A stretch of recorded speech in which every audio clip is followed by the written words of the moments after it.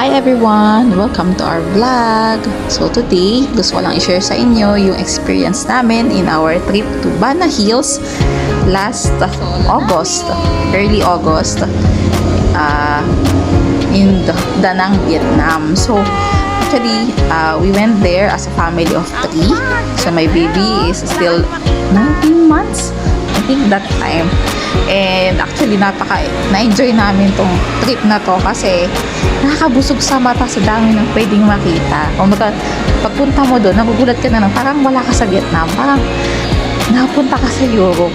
As in, and daming pwedeng puntahan. Lahat picture perfect na parang, ako na lang magsasawa talaga mag-picture.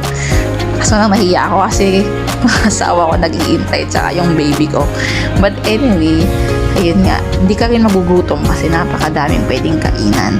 And yung ticket na in-avail namin is sa Klook siya. Na-book namin.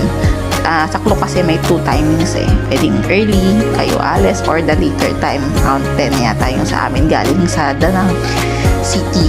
So ang pinili namin yung mga 10 o'clock na yung alis.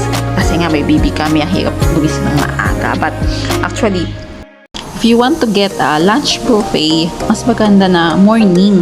Yung mas maagang timing ang kunin nyo para mas ma-enjoy nyo yung time nyo for lunch kasi ang daming options eh. And mas better na may dala kayong payong and water kasi napakainit pag tanghali. Pero syempre, depende pa rin sa season ng punta nyo.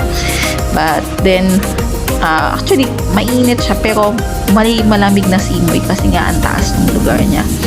And sabi nila, maganda din daw to kapag spring season or winter kasi nga yung December kasi mas maraming decoration. And take note, may Pop Mart Castle doon. So, kung gusto nyo ng labubu, sayang nga di kami nakapasok eh. But then, I think maganda doon sa loob noon. And mayroon din siyang indoor park, theme park. So, kunyari pag tanghali, pwedeng doon kayo magtambay, laro-laro, all free siya. So, actually, parang 2 days nga eh. Pwede mo siyang mapuntahan for 2 days.